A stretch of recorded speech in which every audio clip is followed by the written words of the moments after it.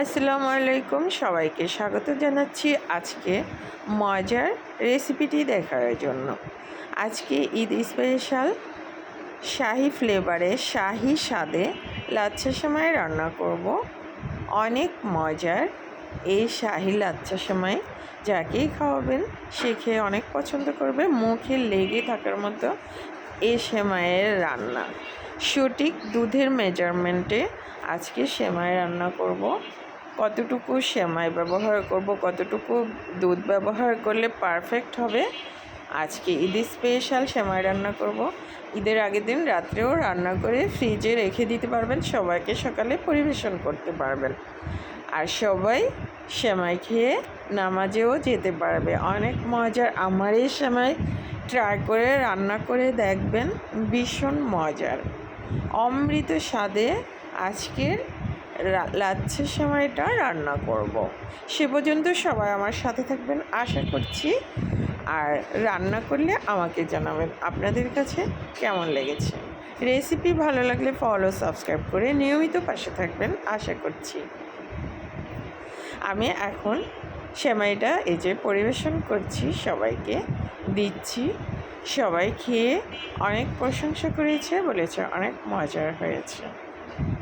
আমিও আশা করছি আপনাদেরও অনেক ভালো লাগবে এই সেমাই।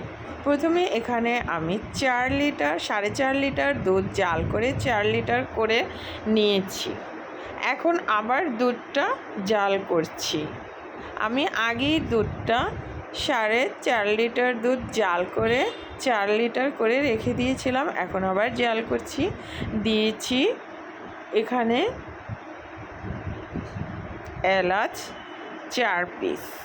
এলাচ দিয়েই আমি দুধটা জাল করে নিয়েছিলাম। এ পর্যায়ে এখন এলাচগুলো তুলে ফেলে দেব, কারণ খাওয়ার সময় এই সমস্ত এলাচ দারচিনি দাঁতের নিচে পড়লে ভালো লাগে না। এ পর্যায়ে 1/2 চা চামচ এলাচের গুঁড়া দিয়ে দিলাম। এলাচগুলো তুলে ফেলে দিয়েছি। যখন দুধ জাল করে 4.5 কেজি দুধ জাল করে 4 কেজি করেছিলাম, তখনই আমি এলাচ ব্যবহার করেছিলাম। এবারে 1 কাপ চিনি নিয়েছি। আস্তে আস্তে দিচ্ছি। কতটুকু আমার লাগছে আমি আপনাদেরকে বলে দিব। 4 কেজি দুধের জন্য 1 কাপ পুরোটাই দিয়ে দিলাম। তো আমার মনে হচ্ছে আরও একটু চিনি লাগবে। তো এখন আবার দুধটাকে জাল করছি। এবারে মিষ্টির ব্যালেন্স ঠিক রাখার জন্য 1 চিমটি লবণ দিয়ে দিলাম। এবারে গুঁড়া দুধ দিচ্ছি 1/2 কাপ। এই গুঁড়া দুধের জন্য এই লাচ্ছা সেমাইয়ের স্বাদ অনেকাংশে বেড়ে যাবে, অর্থাৎ দ্বিগুণ। খেলেই বুঝতে পারবেন, রান্না করলেই বুঝতে পারবেন কতটা মজার। শুধু ঈদে কেন, যে কোনো অনুষ্ঠানে বা অতিথি আপ্যায়নে এই সময় রান্না করে দিবেন, দেখবেন সবাইকে অনেক পছন্দ করবে। এখন জাল করছি কিছু সময় ধরে। আবারও আমি 2-3 টেবিল চামচ গুঁড়া দুধ অ্যাড করলাম। এবারে আবার 1/2 কাপ চিনি নিয়েছি। প্রথমে 1 কাপ দিয়েছিলাম, আবার আমি 1/2 কাপের অর্ধেকটা চিনি অ্যাড করলাম। মিষ্টিটা বুঝে বুঝে দিবেন, কারণ সেমাই পায়েসে মিষ্টি বেশি হলে কিন্তু খেতে ভালো লাগে না। আমি আবার 2 টেবিল চামচ দুধ দিলাম, অর্থাৎ আমি এখানে 1.5 কাপ গুঁড়া দুধ ব্যবহার করলাম। আপনারা চাইলে কমিয়েও ব্যবহার করতে পারবেন। এরপর যে 1 চা চামচ ঘি দিয়ে দিলাম।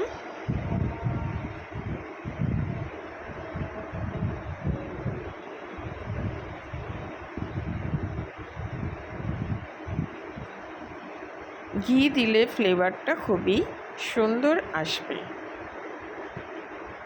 অর্থাৎ আমার এখানে 1.5 কাপের মতোই চিনি লেগেছে।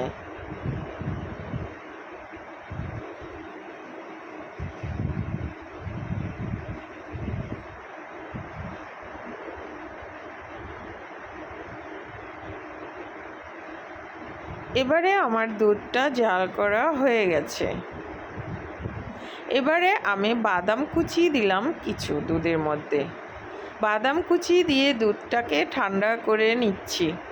দুধটা হাত যেন সয়, এই যে আমি দুধটা ঠান্ডা করেছি, আঙ্গুল দিলে যেন সয় এরকম, মানে 10 মিনিট ধরে রাখতে পারছেন না, 5 মিনিট ধরে রাখতে পারছেন। এখন আমি কুসুমের লাচ্ছা সেমাইটা ব্যবহার করছি। এখানে 400 গ্রাম সেমাই রয়েছে। 4 কেজি দুধে 400 গ্রামের 4 কেজি দুধের একটু বেশি রয়েছে। আর 400 গ্রাম সেমাই এখানে দিয়ে দিচ্ছি। গরম দুধে কখনোই সেমাই ভিজাতে যাবেন না, তাহলে কিন্তু একেবারে লেতা লেতা একদম হয়ে যাবে। লেতা লেতা সেমাই খেতে কারোরই পছন্দ না। ঠান্ডা করে নেবেন, হাত সহনীয় করে নেবেন দুধটা। এবারে সেমাইটা পুরোটাই ভিজিয়ে দিলাম 400 গ্রাম।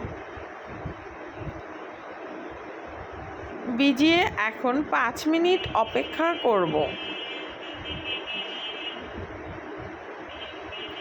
যখন সেমাই দুধটাকে অ্যাবজর্ব করে নেবে,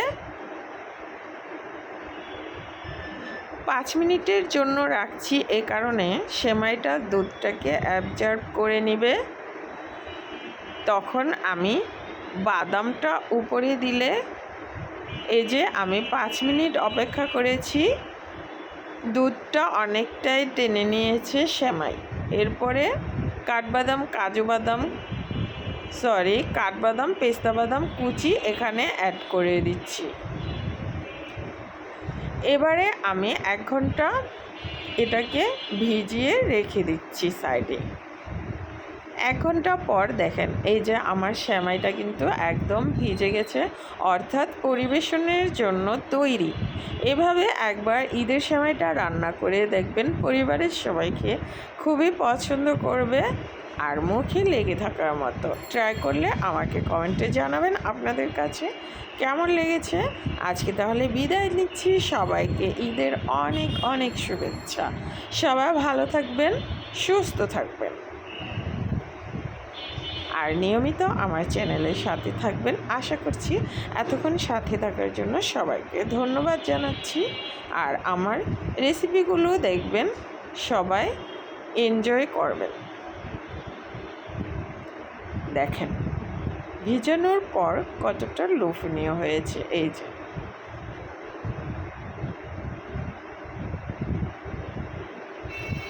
আল্লাহ হাফেজ।